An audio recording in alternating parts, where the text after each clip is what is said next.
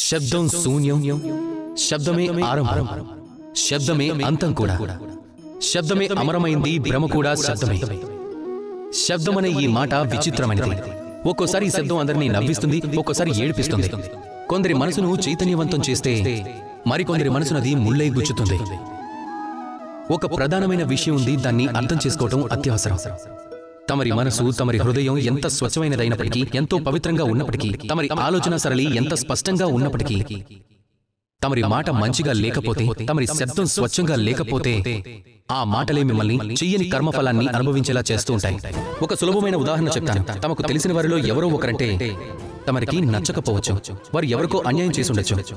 వారు ఎక్కడో నీచ బుద్ధి చూపించి ఉండొచ్చు. వారిని మనం నిందించటం వల్ల వారిలో మార్పు రాకపోవచ్చు, తమ మనస్థితి మారకపోవచ్చు.